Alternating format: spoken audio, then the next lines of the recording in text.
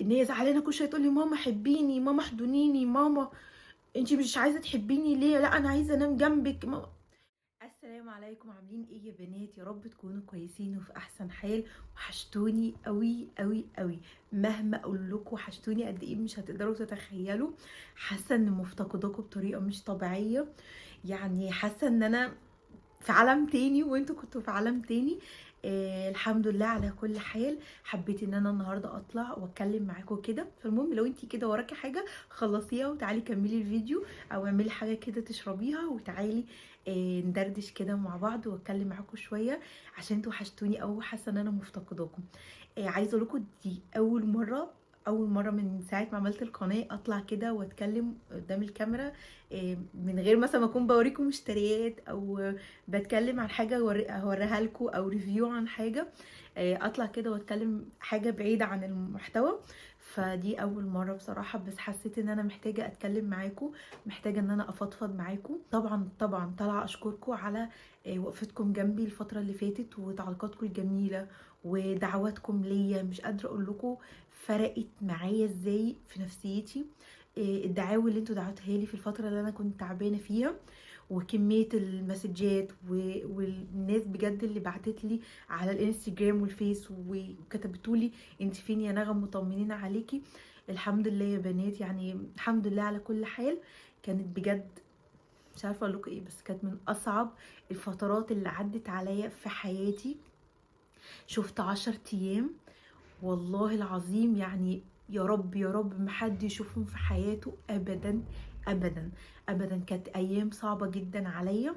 انا كتبت لكم على المنتدى من اسبوع كده ان انا يا بنات تعبانه بقالي كام يوم، و وعماله اكتم جوايا من كتر ما انا فعلا تعبانه ومش عارفه اتكلم. فحسيت ان انا محتاجه حد يقول لي سلامتك، محتاجه حد يقول لي دعوه حلوه. حاسه ان انا محتاجه حد يدعي لي، يمكن دعواتكم تكون كده لربنا اقرب مني، فربنا يستجاب ليكوا اكتر فابقى احسن. فكتبت لكم على المنتدى قلت لكم ان انا تعبانه وحاسه بالم جامد في جسمي، وحاسه ان في نار بجد. يعني مهما كلمه نار دي اوصفها مش عارفه اوصفها لكم، بس بجد كان الموضوع صعب قوي. انا قبل ما اكتب لكم البوست ده بكام يوم ابتديت احس بحرقان في جسمي. الجزء بالذات اللي هو الجنب اليمين ده، من هنا من عند الايد والصدر والظهر وتحت الباط. بصوا الجزء ده كده، النص اللي فوق ده من قدام بلافف كده بورا. فألم داخلي زي حيل كده ووجع جامد. يعني احط ايدي كده احس ان في ألم، اعصابي تعباني بتاعت ايدي وألم جامد بحيل. حتى لدرجة ان انا وانا نايمة مش عارفة انام على الجنب ده، وانا اكتر نومي على الجنب اليمين. فالموضوع كان صعب قوي. بعد كده بقى ابتديت ان انا احس ان في زي بدأت حبوب تطلع كده، آه، ملهاش اي سبب، يعني معرفش بدون اي مقدمات. حاولت كده اراجع نفسي. انا لبست حاجه مش متعوده ان البسها، رشيت حاجه على جسمي مختلفه، استخدمت مثلا ديودرنت مختلف عن اللي بستخدمه. مفيش اي حاجه استخدمتها او عملتها غير اللي انا متعوده عليها. لقيت بعد كده بدأ بقى حبوب حمرا تطلع بألم بوجع مش مستحملاه. فقعدت كده ادور، يعني قلت يمكن في فيروس مثلا، او انا هدومي مثلا كانت في حاجه مش عارفه، انا شكيت في نفسي اصلا. فقعدت ادور كده، قريت ان هو ممكن يكون حاجه اسمها اكزيما. ف جبت بقى اجتهاد ذاتي يعني مراهم وكده، وقعدت احط وبتاع، بس ايه، الموضوع بيتطور وبينتشر. قعدت حوالي بتاع 3 ايام على الوضع ده، ما استحملتش بجد. رحت طبعا لدكتورة الجلدية، وقلت اشوف الموضوع ايه اللي انا فيه ده، ايه اللي انا التعب اللي انا مش مستحملاه ده، عمرها ما حصلت لي في حياتي. فانا لما رحت هناك الدكتوره بصت عليها، قلت لها دي اكزيما او كده، اصلا حاساها نفس الالوان اللي انا شفتها وانا ببحث. قالت لي لا دي مش اكزيما، هو انت في حد زعلك؟ رحت انا قلت لها يعني ايه علاقه الزعل بحاجه جلديه؟ يعني انا مش متخيله، يعني مش رايحه لدكتور امراض نفسيه. فقلت لها عادي يعني انا كويسه مفيش حاجه. قالت لي طب انتي تعرضتي لضغط نفسي شديد؟ في حاجه ضايقتك جامد جدا او كتمت جواكي، مش عارفه اقول لها ايه. فقلت لها لا عادي يعني الحمد لله انا كويسه. قالت لي اللي عندك ده حاجه اسمها حزام ناري، وده بيكون فيروس موجود في الاعصاب داخليا في الجسم. هو ده بيجي نتيجة مثلا لو حد صغير جاله مرض الجديري، ربنا يحفظنا. فالجديري لما بيجي للأطفال ما بينتهيش مرة واحدة، بيفضل سايب آثار الفيروس جواه الجسم، بيبقى خامد كده موجود. وبينشط في حالتين، بينشط في حالة لو تعرضت لضغط نفسي شديد جدا وفي حاجة ضايقتني جامد جدا جدا وكتمتها جوايا، او ان المناعه يحصل فيها دروب وتنزل مره واحده من غير اي اسباب كده. فممكن الاتنين انا تعرضت لهم مثلا، بس انا يعني ما تخيلش ممكن يكون فتره عليا. الفتره اللي فاتت اللي هي في وقت اللي انا كنت بعمل معاكم فيه تنظيفات الشتاء، الفترة دي انا كنت نفسيا مش احسن حاجة، وكنت متضايقة كده، مش يعني مش متضايقة من حاجة حاليا حاصله لي، ممكن اكون متضايقة من حاجات كانت زمان في حياتي او حاجة كانت مضايقاني طول عمري. معرفش، حسيت كده ان انا محتاجة افضفض مع نفسي، ويا ريتني ما فضفضت والله العظيم يا بنات. يعني حسيت كده ان انا محتاجة اقعد مع نفسي وفضفض مع نفسي وراجع نفسي. خصوصا انا في الفتره اللي فاتت دي كان بيجي لي بانيك اتاك كتير، وكان ببقى مخنوقه ومتضايقه واحس ان انا بموت وروحي بتطلع وطبعا افكار، يعني اعوذ بالله من الشيطان الرجيم، يعني مش هقدر اتكلم فيها، بس افكار وحشه كانت بتجيلي في دماغي وحاجات كده يعني سلبيه في الوقت اللي كان بيجي لي فيه البانيك اتاك ده. خصوصا هو بيجي لي مثلا ممكن وانا نايمه او من عز نومي وانا قاعده بدون اي مقدمات، وانا واقفه مثلا في الشباك مره واحده بيجي كده بدون اي مقدمات. وانا حتى قلت لكم حسيت ان انا بيجي لي فتره كده ببقى تعبانه وبحس بهذلان وبحس ان في حاجه واقفه لي في زوري هنا وخانقاني، وضربات قلبي سريعه وتنميل وخذلان في جسمي كده، واحس ان انا مش قادره، احس ان انا عامله زي المجنونه في بدور على حاجه انا مش عارفه ادور على ايه، او عايزه حد يقول لي او ينقذني من اللي انا بكون فيه في التوقيت ده. ربنا يا رب ما يوريكم الوقت اللي انا كنت فيه كده ده. فانا كنت حاسه ان انا محتاجه يعني اقعد مع نفسي او ابقى طبيبه نفسي واتكلم مع نفسي وراجع نفسي في حاجات كتير سلبيه حصلت في عمري مثلا لحد ما اتجوزت، او حاجه ضايقتني في حياتي. ممكن يكون ده انا بعديها ارتحت نفسيا وحسيت ان انا بقيت احسن، وموضوع البانيك اتاك ده ما بقاش يجيلي بقالي هو بتاع اسبوعين. حاسه ان انا بقيت احسن نفسيا، بس ما تخيلتش ان انا لما اكون متضايقه او ان انا اتكلم مع نفسي او افضفض معاها او اقرص عليها شويه، ده ممكن يخليني ان انا ابقى نفسيا متضايقه من جوه من غير ما اتكلم مثلا. ما اعرفش، ده اللي انا حسيته. بلس طبعا الفتره دي انا كنت تعبانه وبعمل مجهود معاكم في البيت، وكمان كنت عندي دور برد شديد جدا، اكيد انتوا كنتوا عارفين تابعين. وبلس ان انا وقعت وقعه وحشه جدا جدا، يعني اتزحلقت زحلقه وحشه قوي بجد. فعارفين كل كوكتيل كده اتضربت في الخلاط، يعني كان حالتي يعني صعبه جدا.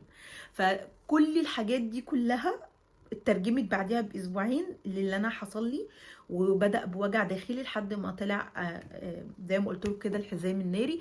اول مره في حياتي اسمع عنه، ما اعرفش حاجه عنه خالص خالص، وعمري ما تعرضت ليه ان اشوف حد جاله حاجه زي كده او انا يجيلي. وبجد كانت من اسوأ 10 ايام يعني في حياتي كلهم. انا حبيت ان انا اطمنكم بعد ما اروح الاستشاره وارجع واطمن الدنيا ماشيه ازاي وايه اللي هيحصل بعد كده. والدنيا يعني خلاص كده بقيت احسن ولا لا. انا ممكن اقول دلوقتي بنسبه 70% احسن، لسه ما بقتش كويسه. يعني لسه دراعي واجعني بالجزء ده كده، يعني حتى مش ما بعرفش احركه كتير، ما بعملش حاجه في البيت. خصوصا كمان ان الحزام الناري معدي عن طريق النفس واللمس. فانتوا مش متخيلين انا كنت بتعذب ازاي ال10 ايام دول مع ديما مبهدلاني. يعني مش قادره اقول لكم ان هي زعلانه مني قوي قوي، وده كان من اكتر الحاجات اللي بصوا مأثره معايا نفسيا. ديما بجد ان هي زعلانه كل شويه تقول لي ماما حبيني، ماما احضنيني، ماما انتي مش عايزه تحبيني ليه؟ لا انا عايزه انام جنبك ماما. طبعا انا كنت واخده اوضتها من محتلياها وكنت بنام فيها. وهي كانت بتنام مع باباها، ان انا اقنعها بقى ان هي تنام مع باباها وهو اللي يقعد معاها يلعبها كده لحد ما تنام او يحكي لها حدوته او كده، ده كان موضوع صعب خالص. طبعا كانت بتزعل مني وان هي شايفاني حاطه ماسك على وشي، وماما شيلي ده هي مش شايفه تعبيرات وشي، أو انا مبسوطه ولا زعلانه بضحك لها ولا مكشره عشان الماسك اللي انا حاطاه.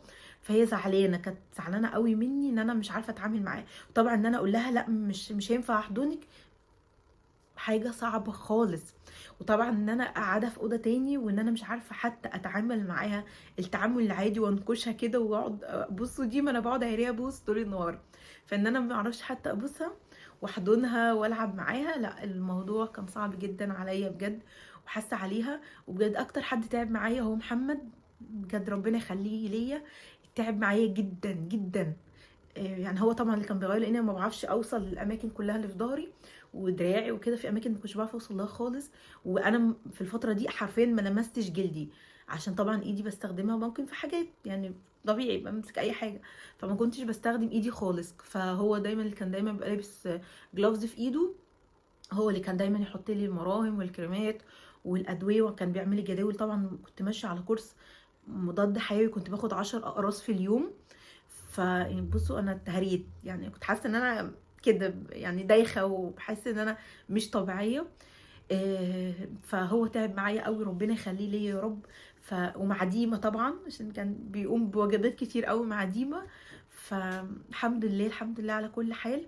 الفترة كانت صعبة قوي عليا، ويا رب كده يعدي اللي جاي على خير. عايزة كنت تقولي كتير، لسه ما بقتش احسن، لسه ما عملتش اي حاجة في بيتي. انتوا متخيلين ان انا بقالي 10 ايام مثلا ما بعملش اي حاجة في البيت نهائي، حتى الاكل ما بعملهوش، ما بعملش حاجة في البيت. الشغل البيت العادي ان انا اكنس واروق شوف طلبات بيتي واعمل اكل كده.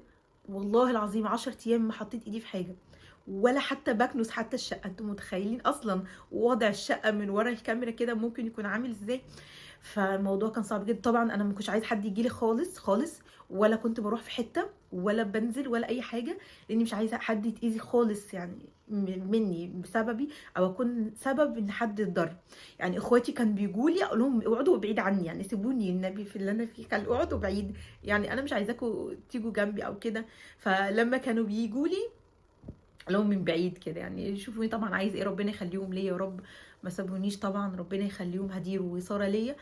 يعني الحمد لله على كل حال، وربنا يخليهم ليا ويخلي الناس الحلوه اللي في حياتنا. بجد الموضوع كان صعب قوي عليا، وما تخيلتش ان انا اتعرض له خالص. الحمد لله طبعا يا بنات، افتكار ورحمه والله. يعني انا في عز اللي انا فيه، وكنت ببقى بالليل كده نايمه ومش عارفه اتقلب، حتى كلمه ان انا اتقلب دي انا مش عارفه اتقلب خالص، وعلى الجنب ده على طول، ورافعه دراعي، ومش لابسه هدومي، مش عارفه البس طبعا هدوم. والجو ساعات كان بيبقى ساقعه، بس ما ينفعش ان انا احط هدوم على جسمي. فالموضوع كان بيبقى صعب، واقعد افتكر كده اقول الحمد لله يعني الواحد احسن من غيره. واقعد افتكر مثلا اللهم احفظنا، يعني سلام قوم من رب رحيم، لما حد مثلا لا قدر الله الناس اللي بتتعرض للحرق او بيدخلوا مستشفيات والموضوع بيكون صعب، ده الالم بتاعهم. يعني اكيد الالم اللي انا فيه ده مش يجيش حاجه، مع ان انا كنت نار طالعه فيا كده والم جامد انا فيه. فاقول الحمد لله طبعا، افتكار ورحمه. والدكتور قالت لي الالم ده مش الم الجلد، ده الم الاعصاب اللي تحت الجلد. لكن هو من بره هو مفيش الم، يعني هو ما بيسببش الم، هو الالم داخليا في الاعصاب. زي ما قلت لك الفيروس بقى في العصب، فهيفضل معاكي كده. يعني حتى قالت لي بعد ما القشر ده كله يقع وهنبدأ بقى نعالج الآثار بتاعتها، بس هيفضل الألم الداخلي ده موجود، هيفضل في ناس بتوصل معاها ان يفضل لمدة سنة في ألم في الأعصاب في الأجزاء دي كلها. فالحمد لله يعني برضو ان هي طمنتني وقالت لي ان انتي اهتميتي بالأدوية كويس وبالعلاج، وان النتيجة دي برضو الحمد لله في وقت مش كبير عرفتي ان انتي تلتزمي. فالحمد لله حبيت كده بس اطمنكم. بعد ما رجعت من عندها وطمنت انا كمان وقدرت ان انا البس واقعد واتكلم كده معاكم. كنتش حابه خالص ان انا اطلع اتكلم معاكم في الاول، لما انا قلت لكم على على المنتدى ان انا تعبانه، وكتير كنت طالبه ان انا اطمنه، بس فعلا ما كنتش قادره، مش قادره اصور، مش قادره اقعد قدام الكاميرا، مش قادره ان انا البس هدوم طبعا عشان اصور لكم حاجه خالص. فحسيت ان انا نفسيا مش كويسه. والموضوع ده اصلا يعني الجانب النفسي ليه دور في الموضوع ان الواحد يخف. فحاولت ان انا ابقى كويسه، بس طبعا الحاجات بقى اللي انتوا عارفينها يعني اللي حواليا، مش عارفه اقوم بواجباتي ومعديمه والحاجات البسيطه، وان انا انزل او اروح او اعمل حاجات كده العاديه اللي اي حد بيبقى عايز المفروض يعملها. ده كان مؤثر عليا نفسيا، بس ارجو الحمد لله فتره وان شاء الله هتعدي. يعني الحمد لله ان دي حاجه مش مزمنه، مش حاجه هتقعد معايا لفتره طويله، وقت مرحله وهتخلص، عاجلا ام اجلا هتخلص. فالحمد لله ان انا بقيت احسن. فبس حبيت ان انا اطلع كده اطمنكم واتكلم معاكم. مش عارفه صدعتكم ولا لا، بس مبسوطه كده ان انا قاعده بتكلم معاكم، وخصوصا دي اول مره كده اتكلم في اي حاجه معاكم بعيده عن شغل البيت او بعيده عن الفلوجات واليوميات العاديه. فمحتاجه انك تدعولي كتير الفتره اللي جايه، وادعولي كده ان انا ابقى كويسه وابقى ارجع لطبيعتي، يعني نغم طبيعتها ايه، وارجع لحياتي. وان شاء الله ابدا لسه اصور لكم بقى حاجات ان شاء الله تنزل لكم تعجبكم باذن الله، وافوق كده لنفسي وافوق لبيتي ولحياتي باذن الله. فعايزاكم تدعوا لي كتير، ومحتاجه ادعمكم طبعا الفتره اللي جايه. انتوا عارفين ان انا في شغلي حتى معاكم في القناه ما بعرفش ان انا انزل لكم كتير بسبب تعبي، ومودي ما كانش احسن حاجه، وانتوا عارفين ان انا ما بحبش اطلع اتكلم معاكم او اسجل لكم فيديو وانا متضايقه يعني. وطبعا بعتذر لكم عن الفيديو اللي فات، كنت متضايقه جدا فيه، يعني مش عادتي ان انا ابقى طالعه وما اضحكش كده معاكم او اهزر معاكم، او ان انا الموضوع يبقى لذيذ كده وتبقوا مبسوطين. ففعلا كان صوتي متضايق وانتوا لاحظتوا كده، بس كان غصب عني والله. يعني انتوا عارفين المشكله اللي كانت حاصله وانا اتكلمت معاكم فيها، بس يعني كنوع من الفضفضه. وانتوا اخواتي واصحابي، وانا بعتبركم عيلتي التانية. يعني ما بحس ان انا لما بطلع اتكلم كده معاكم انا مش بتكلم مع متابعين، بحس ان انا بتكلم مع اصحابي، وعندي اصحاب كتير. انتوا بجد حاجه جميله في حياتي. مش عايزه اطول عليكم اكتر من كده عشان ما تزهقوش، بس عايزه دعوه حلوه منكم، عايزه كنتوا تدعموني طبعا الفتره اللي جايه جامد جدا. وطبعا انتوا اول مره تشوفيني، انزلي اشتركي في القناه طبعا عشان تنوريني وتشوفي الحياه معايا عامله ازاي، والفيديوهات ان شاء الله تعجبك. وبس كده يا بنات، يا رب تكونوا دايما في احسن حال، وهتوحشوني قوي قوي لحد ما ارجع كده ان شاء الله واصور لكم. وان شاء الله في حاجات كده كنت مصوره هتنزل لكم برده. فبس كده هتوحشوني قوي قوي، وبس كده. يلا باي باي، مع السلامه.